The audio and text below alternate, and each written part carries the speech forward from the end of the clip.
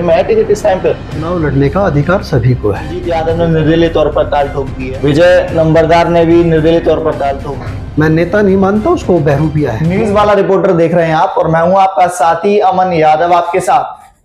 ऐसे में आपको बता दें, नगर निगम मानेसर गुरुग्राम में लगातार सुर्खियों में रहने वाला यह नगर निगम मानेसर में इस वक्त मैं मौजूद हूं। लगातार हॉट सीट बनी है मानेसर में। आखिर में लगातार ये चलता रहा कि किसके सिरे अब सीट जाने वाली है, किसके पक्ष में ये सीट जाने वाली है, उसी पर कयास लगाए जा रहे। लेकिन एक समय वो आया जब इन्हीं सब प्रश्न चिन्ह पर विराम लगा और सुंदरलाल यादव के पक्ष में टिकट जा चुकी है। साहब, आपसे मैंने सवाल किया था तो आपने मुझसे कहा कि जिससे भी बात करी जाए कि टिकट हमारी जेब में है, तो आपके जेब में है टिकट इस टाइम पे?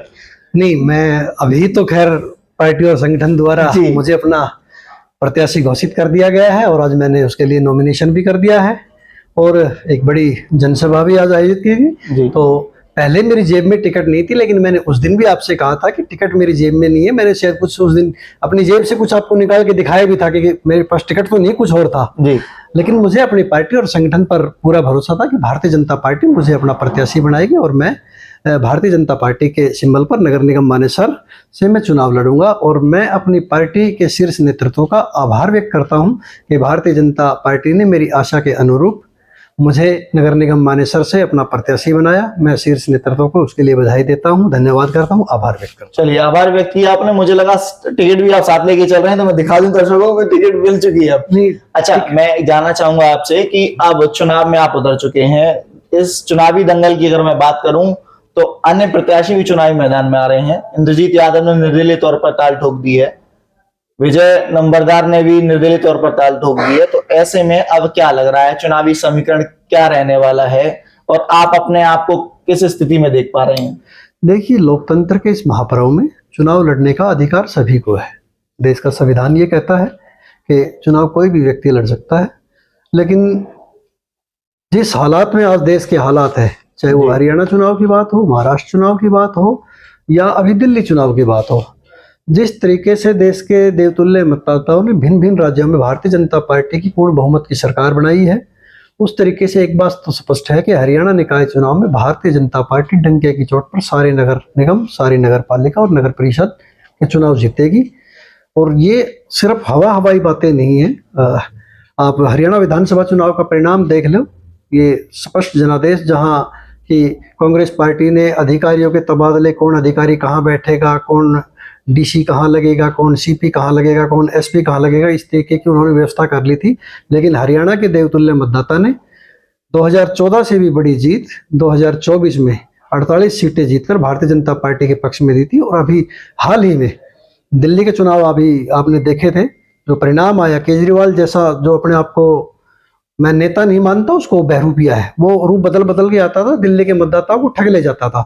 लेकिन इस बार उसका वो नकाब उतार दिया और नई दिल्ली जैसी विधानसभा से वो स्वयं अपना सीट हार गए। तो हरियाणा निकाय चुनाव में भारतीय जनता पार्टी जीतेगी। बात नगर निगम मानेसर की करें तो यहाँ सभी 20 वार्डों में और 21 मेयर, तो यहाँ सभी 21 के 21 कमल के फूल खिलेंगे। ये मैं आपको दावे के साथ कह रहा हूं। मैं एक बार जानना चाहूंगा आपसे, क्या लगता है आपको, जिस तरीके से नगर निगम मानेसर में एक बात चलने लगी है कि मुकाबला अब त्रिकोणीय रहने वाला है, तो क्या आपको लगता है कि मुकाबला त्रिकोणीय है या मुकाबला भाजपा के पक्ष में है, या सुंदरलाल यादव को यहाँ से लग रहा है कि कहीं ना कहीं छींटाकशी रहने वाली है? नहीं, देखिए, चुनाव होता है, लेकिन मैं 100% आश्वस्त हूँ कि भारतीय जनता पार्टी यहाँ डंके की चोट पे चुनाव जीतेगी।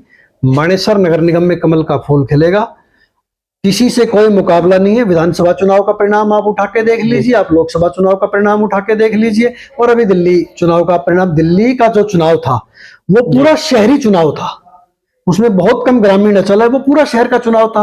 और दिल्ली के देवतुल्य मतदाता ने भारतीय जनता पार्टी पे जो भरोसा जिताया, उसका परिणाम भी आप देख सकते हैं कि आज हरियाणा निकाय चुनाव में भारतीय जनता पार्टी को मिलेगा। और वैसे भी भारतीय जनता पार्टी और उसका संगठन इतना मजबूत है कि वो जैसे हमने विधानसभा चुनाव में फतेह हासिल की थी, उसी तरीके से हम इस निकाय चुनाव में भी सभी नगर निगम, नगर पालिका और नगर परिषद में कमल खिलाएंगे। अच्छा सरपंच साहब, क्लीन स्वीप की तो आपने बात कर दी है, लेकिन ऐसे में अब क्या लगता है कि सुंदरलाल यादव की जीत कितने अंतर से रहने वाली है? आप कहां आकलन कर रहे हैं अपने आप को?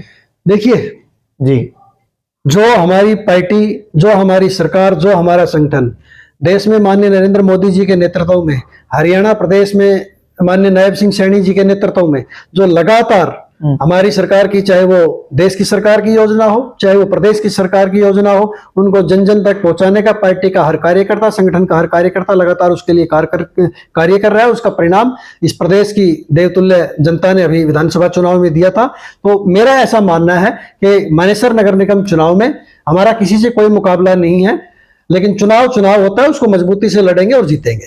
अच्छा, मैं अंतिम सवाल आपसे लेना चाहूंगा।